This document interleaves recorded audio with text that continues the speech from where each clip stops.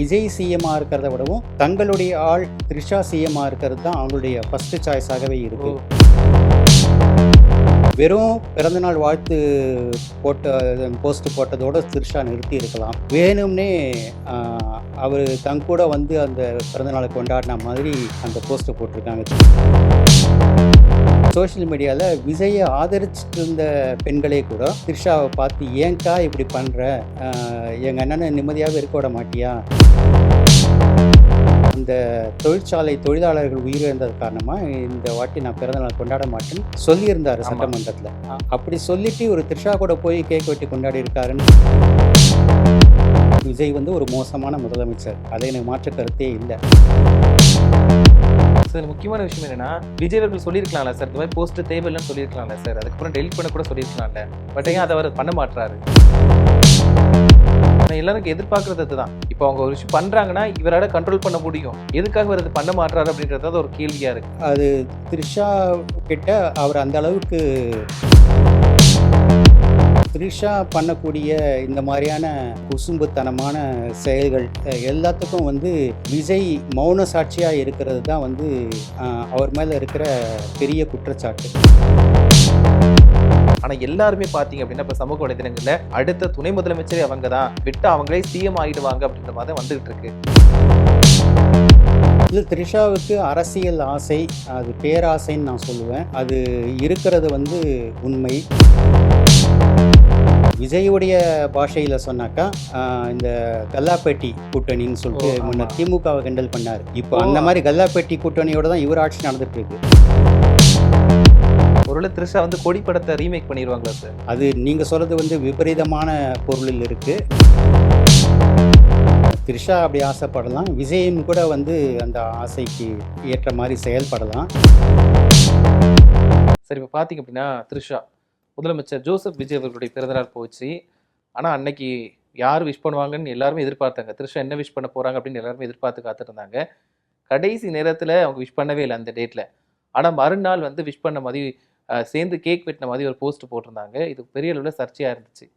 இது உண்மையா சார்? 2 பேரும் மீட் பண்ணி கேக் வெட்டி கொண்டாடுறது உண்மையா சார்?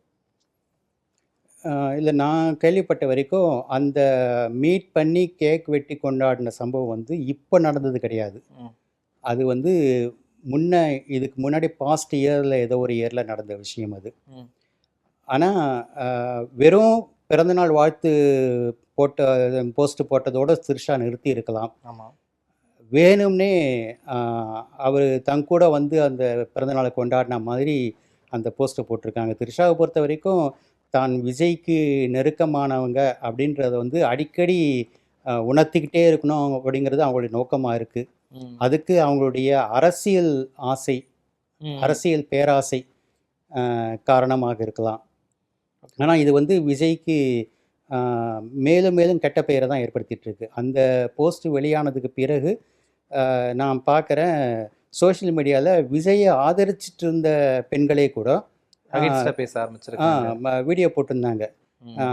த்ரிஷாவை பார்த்து ஏன்க்கா இப்படி பண்ணுற, எங்கள் அண்ணனை நிம்மதியாகவே இருக்க விட மாட்டியா அப்படின்ட்டு ரொம்ப கோபமாக வீடியோஸ் போட்டிருந்தாங்க. ஏன்னா அதுக்கு 2 நாளைக்கு முன்னாடி தான் ஒரு தொழிற்சாலையில் விபத்து ஏற்பட்டு பல பெண்கள் உயிரை இழந்திருந்தாங்க. அதனால் அசம்பிளியில் வந்து அவருக்கு அன்றைக்கி பிறந்தநாள் அன்றைக்கி கேக்கு வெட்டுறதுக்கு அவருடைய கட்சிக்காரங்க கேக் கொண்டு வந்தப்போ கூட அந்த தொழிற்சாலை தொழிலாளர்கள் உயிரிழந்தது காரணமாக இந்த வாட்டி நான் பிறந்தநாள் கொண்டாட மாட்டேன்னு சொல்லியிருந்தார் சட்டமன்றத்தில். அப்படி சொல்லிட்டு ஒரு த்ரிஷா கூட போய் கேக் வெட்டி கொண்டாடி இருக்காருன்ன மாதிரி ரொம்ப ஒரு நெகட்டிவ் நியூஸ் பரவி போச்சு.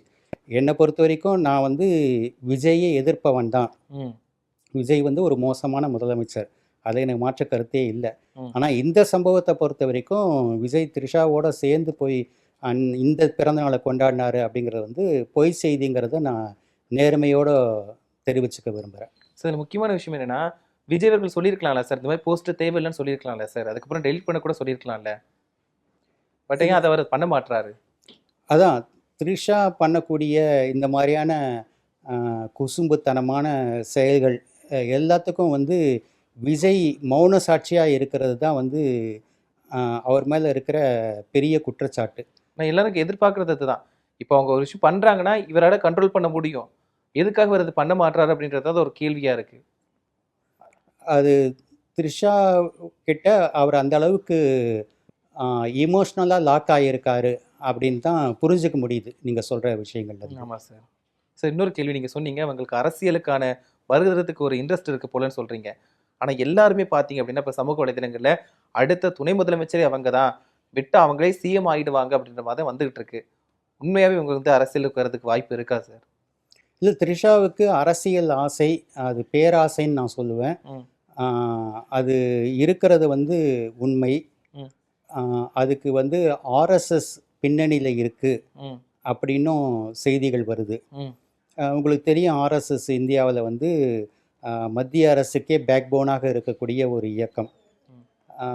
ஸோ அவங்கள பொறுத்த வரைக்கும் விஜய் சிஎம்மாக இருக்கிறத விடவும் தங்களுடைய ஆள் த்ரிஷா சிஎம்மாக இருக்கிறது தான் அவங்களுடைய ஃபஸ்ட்டு சாய்ஸாகவே ஓ! இருக்குது.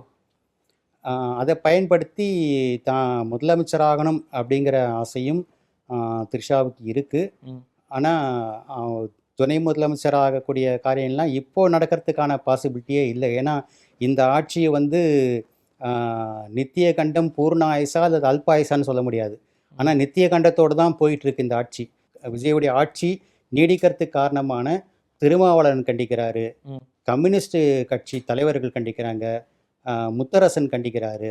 ஸோ இவங்கெல்லாம் வந்து எப்போ பிரேக்கிங் பாயிண்ட் சொல்லுவாங்க, அப்படி எப்போ ஒரு பிரேக்கிங் பாயிண்ட் வந்து தங்களுடைய ஆதரவை வாபஸ் வாங்கிப்பாங்களோ ம். அப்படிங்கிற நிலைமையில் தான் இந்த ஆட்சியே போயிட்டுருக்கு. ம். இந்த கட்டத்தில் கொண்டு போய் த்ரிஷாவை துணை முதலமைச்சர் ஆக்கினாக்கா அவருக்கு ஆதரவு கொடுத்துட்ருக்கவங்கள காங்கிரஸை தவிர, ம். ஏன்னா அவங்களுக்கு தான் வெக்கமானம் ரோஷம் சூடு சொன்ன எதுவும் கிடையாது, அவங்கள தவிர காங்கிரஸை தவிர மற்ற எல்லா கட்சிகளும் ஆதரவு வாபஸ் வாங்கிடுவாங்க. ம். ஸோ அப்படி ஒரு விஷ பரீட்சையை வந்து விஜய் செய்ய மாட்டார். ஸோ இந்த காலகட்டத்தில் த்ரிஷா துணை முதலமைச்சர் ஆகிறதுக்கு வாய்ப்பே கிடையாது.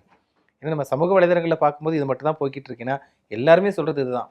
லாஸ்ட் கூட பார்த்தீங்கன்னா ஆர்பி உதயகுமார் அவர்கள் ஒரு விஷயம் பேசியிருந்தாங்க. த்ரிஷா வந்து துணை முதலமைச்சர் ஆகிறதுக்கு நிறைய வாய்ப்பே இருக்கு, ஜனநாயக நாட்டில் என்ன வேணாலும் நடக்கலாம் அப்படின்ற மாதிரி சொல்லியிருந்தாங்க. ஸோ அந்த மாதிரி தான் போய்கிட்டு இருக்கு. அதனால கேட்குறேன் நான். இல்லை, அது த்ரிஷா அப்படி ஆசைப்படலாம், விஜயும் கூட வந்து அந்த ஆசைக்கு ஏற்ற மாதிரி செயல்படலாம். ஆனால் வந்து அவருடைய ஆட்சி நீடிக்கிறத வந்து பல கட்சிகள் அவருடைய பாஷையில், விஜயுடைய பாஷையில் சொன்னாக்கா இந்த கல்லாப்பேட்டி கூட்டணின்னு சொல்லிட்டு முன்ன திமுகவை கிண்டல் பண்ணார். இப்போ அந்த மாதிரி கல்லாப்பேட்டி கூட்டணியோட தான் இவர் ஆட்சி நடந்துட்டு இருக்கு. இவர் த்ரிஷாவை தான் துணை முதலமைச்சர் ஆக்கினாக்கா அந்த கல்லாப்பேட்டி கட்சிகள் அத்தனை பேரும் வாபஸ் வாங்கிடுவாங்க ஆதரவை. ஒருவேளை த்ரிஷா வந்து கொடி படத்தை ரீமேக் பண்ணிடுவாங்களா சார்? ஐ மீன் ரீக்ரியேட் பண்ணிடுவாங்களா சார்? இல்லை, அந்த ஆசை அது நீங்கள் சொல்கிறது வந்து விபரீதமான பொருளில் இருக்குது. நான் அப்படி சொல்ல விரும்பலை. ஆனால் வந்து தான் முதலமைச்சர் ஆகணுன்ற ஆசை த்ரிஷாவுக்கு இருக்குது. இந்த அப்படிங்கிற பதவி ஆசை அப்படிங்கிறது த்ரிஷாவுக்கு இருக்கு. ஆமாம். Thank you sir. நிறைய விஷயங்கள் என் கூட ஷேர் பண்ணிக்கிட்டீங்க. ரொம்பவே நன்றி சார். தேங்க்யூ. நன்றி. நேயர்களுக்கும் என் நன்றி.